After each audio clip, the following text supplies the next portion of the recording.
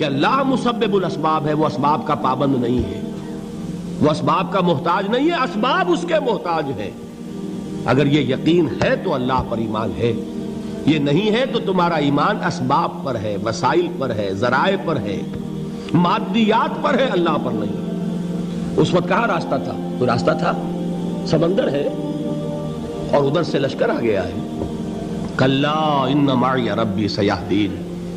اب دیکھیے ایمان کہہ دینا آسان ہے، ہوا معکم اینما کنتم، جہاں کہیں بھی تم ہوتے ہو اللہ تمہارے ساتھ ہوتا ہے، لیکن اس کا یقین قائم ہو جائے تو زمین و آسمان کا فرق واقع ہو جائے۔ یہی بات ہوئی حضور کے ساتھ۔ غار ہے، چھپے ہوئے ہیں محمد الرسول اللہ اور آپ کے وہ یار غار ابو بکر صدیق رضی اللہ تعالی عنہ۔ اقبال نے حضرت ابو بکر کی شان میں چند اشعار کہے صرف، لیکن واقعہ یہ ہے کہ بھاری بھاری نظموں پر اور قصیدوں پر بھاری ہے، طویل ترین نظمیں اور قصیدے ہوں ان پر بھاری ہے۔ ہمت ابو بکر کی ہمت جو ہے، کشت ملت را جو ابر، جیسے بارش سے کھیتی اپجتی ہے، ابو بکر کی ہمت اور عزیمت اس امت کو اسی طرح سینچنے والی ہے۔ ثانیے اسلام و غار و بدر و قبر، وہ دوسرے تھے اسلام میں، دوسرے پہلے کون تھے؟ انا اول المومنین، حضور فرماتے ہیں سب سے پہلا ایمان لانے والا میں، دوسرے ابو بکر۔ ویسے ہمارے ہاں یہ چلتا ہے اختلاف، حضرت علی پہلے ہیں کہ حضرت ابو بکر پہلے ہیں، لیکن اس میں بڑی خوبصورت تطبیق قائم کی ہے علماء نے اور بہت صحیح ہے۔ چار کے بارے میں فیصلہ ہی مت کرو کہ کون پہلے ہے، ان کی ایک عجیب تقسیم کر دی ہے۔ آزاد مردوں میں، بالغ مردوں میں سب سے پہلے ابو بکر، بچوں میں سب سے پہلے علی، خواتین میں سب سے پہلے خدیجہ، اور غلاموں میں سب سے پہلے زید ابن حارثہ۔ بڑی پیاری تقسیم ہے، یہ چاروں ہی پہلے ہیں، ہر ایک کے لیے اولیت ہے۔ اور واقعہ یہ ہے کہ اگر زمانی اعتبار سے تعین ہوگا تو پہلے خدیجہ الکبریٰ رضی اللہ تعالیٰ عنہ۔ کسی اور سے بات کرنے کی نوبت بعد میں آ سکتی ہے، پہلے تو اہلیہ محترمہ سے بات ہوئی، آتے ہی پہلی وحی ہوئی ہے، ابھی تبلیغ کا حکم نہیں تھا۔ کس کو بتایا واقعہ؟ ابھی اپنی نبوت کی تبلیغ کا تو حکم ہی نہیں آیا۔ واقعہ کس کا ہے؟ وہ خدیجہ کا ہے۔ جب کہا ہے کہ خشیت علی نفسی، مجھے اپنی جان کا اندیشہ ہے، تو کیا جواب دیا خدیجہ نے رضی اللہ تعالی عنہا؟ وہ صدیقۃ الکبریٰ ہے۔ صدیقات جو ہے خواتین، ان میں چوٹی پر خدیجہ الکبریٰ ہے رضی اللہ تعالی عنہا، اور صدیق جو مرد ہیں ان میں صدیق اکبر ہے ابو بکر صدیق رضی اللہ تعالی عنہ، لیکن صدیقات میں چوٹی پر۔ جب حضور نے فرمایا خشیت علی نفسی، کیا فرمایا، کیا عرض کیا، کیسے تسلی دی؟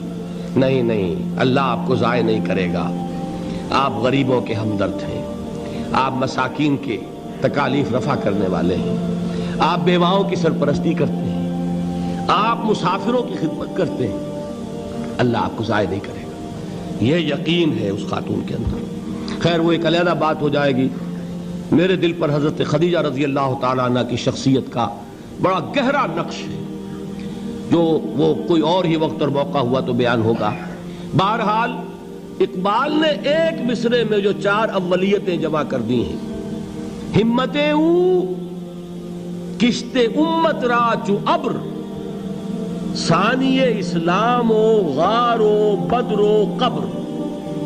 اسلام میں حضور کے بعد پہلے کون؟ ابو بکر۔ غار میں حضور کے ساتھ کون؟ ابو بکر۔ بدر کی رات اللہ کا رسول سربسجود، وہ گھاس پھوس کی جو جھوپڑی بنائی گئی تھی، اور وہاں تلوار ننگی لے کر پہرا دینے والا کون؟ ابو بکر۔ اور اس حجرہ عائشہ میں محمد کے بعد سب سے پہلے دفن ہونے والا کون؟ ابو بکر رضی اللہ تعالی عنہ صلی اللہ علیہ وسلم۔ وہ جو معاملہ میں سنا رہا تھا غار ثور کا، حضرت ابو بکر بھی حضور کے خیال سے لرز گئے ہیں. آپ کو یاد ہوگا کہ جا کر پہلے تمام جتنے سوراخ تھے انہیں بند کیا ہے. ایک سوراخ رہ گیا تھا جس کو بند کرنے کے لیے کوئی کپڑا نہیں تھا، وہاں اپنی ایڑی رکھی ہے. تب کہا ہے حضور سے تشریف لائیے، اور اپنے زانو پر حضور کو لٹایا ہے، اور وہاں کسی موذی جانور نے کاٹا ہے.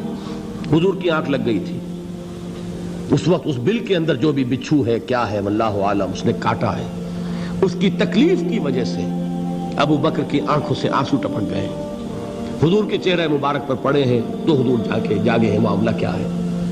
ایڑی نہیں ہٹائی وہاں سے، مبادا وہ جانور وہاں سے نکل کر محمد الرسول اللہ کو کوئی گزن پہنچا دے. ابو بکر کی ایڑی ہے، جس طرح چاہے کھا لے، ختم کر دے، جان نکل جائے تب کوئی آنچ آئے محمد پر تو آئے، لیکن جیتے جی نہیں. وہ ہے ابو بکر. حضور کے خیال سے اس وقت حضور نے پھر اپنا لعاب دہن لگایا ہے، اور اس سے پھر آپ کی تکلیف ختم ہوئی. جیسے خیبر میں حضرت علی کی آنکھ دکھ رہی تھی، اس کو جو شفا حاصل ہوئی وہ بھی حضور کے لعاب دہن سے ہوئی. تو بہرحال اس وقت انہوں نے کہا ہے کہ اے نبی یا رسول اللہ، اگر اس وقت ان میں سے کسی نے غیر ارادی طور پر بھی اپنے قدموں کی طرف جھانک لیا تو پکڑے جائیں گے. کیا جواب تھا اللہ کے رسول کا؟ لا تحزن ان اللہ معنا. اللہ ہمارے ساتھ ہے، کیوں گھبراتے ہو ابو بکر؟ یہ ہے ایمان باللہ. میرا مالک اللہ، میرا رازق اللہ، میرا محافظ اللہ، میرا مددگار اللہ، میرا پشت پناہ اللہ، میرا دوست اللہ. یہ دوستی ہے اللہ کی جو لب لباب ہے، حاصل ہے ایمان کا. اسی کا نام ولایت ہے. اولیاء اللہ کے سروں پر سینگ نہیں ہوتے. جس کے دل میں ایمان راسخ ہو چکا ہو وہی اللہ کا ولی ہے. جسے اللہ پر یقین ہو چکا ہے وہی اللہ کا ولی ہے. جسے یقین ہے اللہ میرے ساتھ ہے، میرا مددگار، میرا پشت پناہ، میرا ساتھی، میرا دوست، میرا محبوب، میرا محب. اللہ اہل ایمان سے محبت کرتا ہے. واللہ یحب الصادقین. ان اللہ یحب الذین یقاتلون فی سبیلہ صفا کانہم بنیان مرصوص. اللہ محبت کرنے والا، اہل ایمان محبوب، اور اہل ایمان محبت کرنے والے اللہ محبوب. والذین آمنوا اشد حبا للہ. آپ تصور کیجئے جسے یہ رشتہ ایمان یا رشتہ ولایت حاصل ہو جائے، الا ان اولیاء اللہ لا خوف علیہم ولا هم یحزنون. آگاہ ہو جاؤ، اللہ کے دوستوں کے لیے نہ کوئی خوف ہے نہ کوئی حزن ہے. اور میں بیان کر چکا تھا، خوف اور حزن کے خاتمے ہی کا نام امن ہے. زوال خوف، زوال حزن. یہ خوف اور حزن کیوں آتے ہیں بار بار؟ اللہ تخافوا ولا تحزنوا، دونوں آ گئے. الا ان اولیاء اللہ لا خوف علیہم ولا هم یحزنون، پھر وہی دو. وہ کیوں ہے؟ خوف ہوتا ہے کسی مستقبل کی بات کا، یہ نہ ہو جائے، وہ نہ ہو جائے، یہ نقصان نہ پہنچ جائے، یہ تکلیف نہ ہو، یہ غضب نہ آ جائے. خوف ہے مستقبل سے. حزن ہے یہ کیوں ہوا، یہ نہیں ہونا چاہیے تھا، یہ میرا فلاں چیز میرے ہاتھ سے جاتی رہی ہے، فلاں موقع نکل گیا، اب بیٹھے ہوئے ہیں اندر ہی اندر کڑ رہے ہیں، صدمہ ہے اور رنج ہے. اور جو اللہ پر ایمان رکھتا ہے وہ جانتا ہے ما اصاب من مصیبت فی الارض ولا فی انفسکم الا فی کتاب من قبل ان نبرأها ان ذلک علی اللہ یسیر لکی لا تعصوا علی ما فاتکم ولا تفرحوا بما آتاکم واللہ لا یحب کل مختال فخور. اس زمین میں یا تمہاری جانوں میں کوئی تکلیف، کوئی مصیبت نہیں آ سکتی سوائے اس کے کہ جو اللہ نے لکھ دی ہو، اس سے پہلے کہ وہ ظاہر ہو. جس کو یہ حقیقت معلوم ہو گئی اس کو یہ طرز عمل اختیار کرنا چاہیے. جو چیز چھن جائے، جاتی رہے، چھوٹ جائے، اس پر افسوس نہ کرو. کس نے چھینی؟ دوست نے. دوست کے فیصلے پر شکایت. دوستی کو بٹا لگا رہے ہو. سرے تسلیم خم ہے جو مزاج یار میں آئے. اگر دوستی ہے تو پھر تو تمہیں گردن جھکانی چاہیے کہ ہر چہ ساقی ماریخت عین الطافست، جو بھی میرا ساقی میرے پیالے میں ڈال دے اس کا کرم ہے. جو اس کی طرف سے آئے اس پر کوئی رنج نہیں، کوئی صدمہ نہیں، کوئی غم نہیں، کوئی شکایت نہیں، کوئی شکوہ نہیں.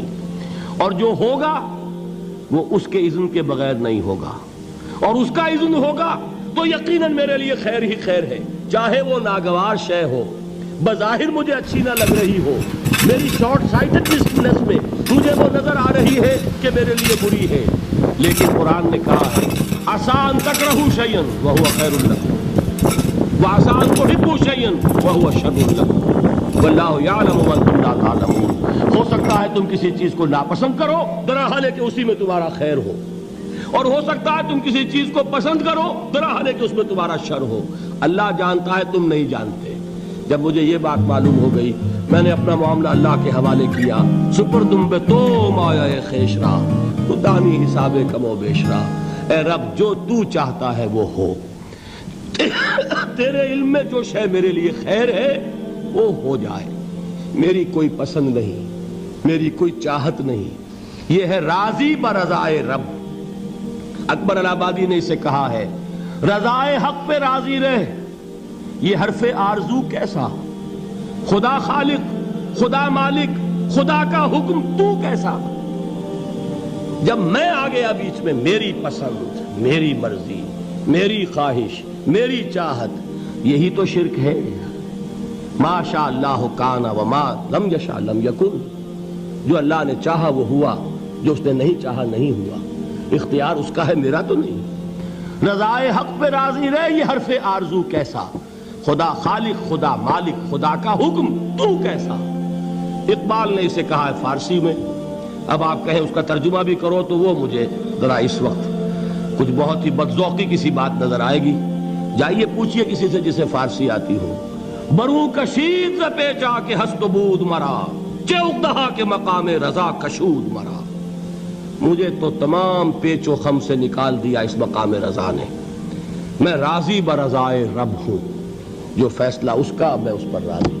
تو کہاں کا حزن اور کس کا خوف، یہی زوال حزن اور زوال خوف، یہی ہے امن، یہ نتیجہ ہے ایمان کا۔